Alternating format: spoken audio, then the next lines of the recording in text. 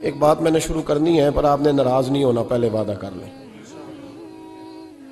جڑے نہیں بولے انہوں نے کی ارادہ ہے؟ ہو جانا ہے؟ چلو ہو جائے، کوئی گل نہیں، خیر ہے، ہو جائیں آپ ناراض۔ نبی پاک نے بڑی مونچھیں نہیں پسند کی، حضور کو اچھی نہیں لگتی تھی۔ ایک بات پوچھتا ہوں آپ سے، یہ درد دل ہے میرا اور صرف سمجھانے کے لیے عرض کر رہا ہوں، کوئی تنقید نہیں، اللہ تعالیٰ مجھے نیت کا وضو عطا کرے۔ ایک بات بتانا، اگر بہو کھانا پکا کے لائے اور سالن سے بال نکل آئے تو پھر اس کا کیا حال ہوتا ہے؟ کئی تو بوڑھے پلیٹ اٹھا کے دیوار میں مارتے ہیں، ایسا ہی ہوتا ہے نا بھئی یہ کیا ہے؟ اور اگر کبھی روٹی سے نکل آئے تو بیوی صاحبہ کا کیا حال ہوتا ہے؟ یہ کوئی طریقہ ہے کھانا پکانے کا؟ اور اللہ تعالیٰ معاف کرے، اگر کبھی ہوٹل میں چلے جائیں امیر لوگ 15,000 کا ڈنر کر لیں تو وہاں کسی سالن کی پلیٹ سے بال نکل آئے تو پھر تو پیسے کیا دینے ہیں، پھر تو ان کو اور جرمانہ ہو جاتا ہے۔ یہ تو سارے بال نکل آئے تو مشکل، اور ویسے بھی جو نفاست ہے نا طبیعت کی، اس پر بوجھ بنتا ہے، بال کھانے میں ہو آٹے میں ہو تو بوجھ بنتا ہے۔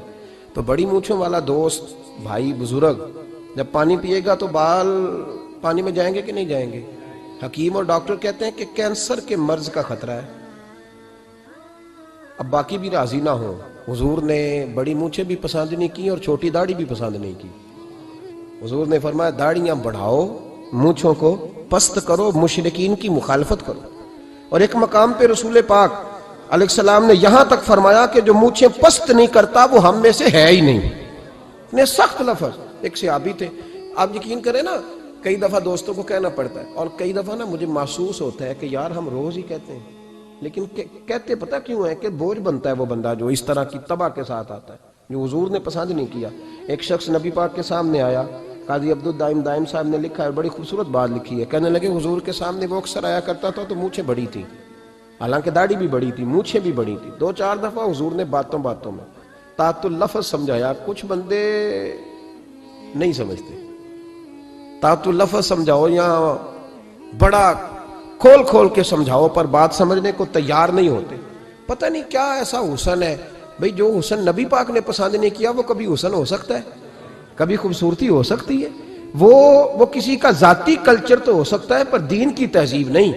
نبی کریم علیہ السلام نے کئی دفعہ سمجھایا تو ان کی سمجھ میں بات نہ آئی۔ ایک دن وہ بیٹھے ہوئے تو حضور نے ایک صحابی سے فرمایا کینچی لاؤ، کہنے لگے میں سمجھ گیا کہ میرے ساتھ کچھ ہونے لگا ہے۔ ساتھ ہی حضور نے فرمایا ایک مسواک بھی لانا، کہنے لگے میں نے کہا بچت ہو گئی، میرے تو دانت صاف ہے۔ تو یہ شاید اس کی بات ہونے لگی ہے جس کے دانت بھی ٹھیک نہیں۔ دونوں چیزیں جب آ گئی نا تو حضور اٹھے اور نبی پاک نے مسواک ان کے ہونٹوں پہ رکھی، اسی سے آبی ہونٹوں کے اوپر مسواک رکھ کے تو اوپر سے حضور نے مونچھیں کاٹ دی۔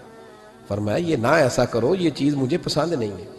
حضور نے نفاست پسندی کو، اب تو اللہ تعالیٰ خیر کرے ملانگا آ گئے مارکیٹ میں، ملانگ درویشی فقیری، اور ان کے پاس رش بھی زیادہ ہے، ان کے درباروں پہ بھی رش زیادہ ہے۔ ہاں جی، کہتے ہیں حضرت صاحب درویش آدمی ہے، بھئی روٹی تو پورے ٹائم پہ کھاتا ہے، مونچھیں کٹوانے میں ہی درویش ہو گیا ہے، نہ بال کٹواتا ہے نہ مونچھیں کٹواتا ہے۔ یہ گرو نانک کی تعلیمات ہیں، یہ نبی پاک کی تعلیم نہیں۔ وجود کا کوئی بال نہ کٹوانا یہ سکھوں کا طریقہ ہے، مسلمانوں کا یہ انداز، یہ کدھر کی فقیری ہے؟ دین کوئی غلاظتوں والا معاذ اللہ کہ بابا کپڑے نہیں بدلتا، بابا غسل نہیں کرتا، بابا بال نہیں کٹواتا، بابا ہے پاگل ہے؟ قطعی طور پر کوئی فقیری نہیں، فقیری صرف وہ ہے جو میرے نبی نے کیا ہے صلی اللہ تعالی۔ اس منبر پر بیٹھنا فقیری ہے چونکہ حضور ہر جمعے بیٹھا کرتے تھے، مصلی پہ نماز پڑھانا فقیری ہے چونکہ حضور ہر جمعے ہر 5 نمازوں کی حضور امامت فرماتے تھے۔ دین کی تبلیغ کرنا فقیری ہے جو میرے نبی پاک کیا کرتے، خلاف پیغمبر کسے راہ گزیر۔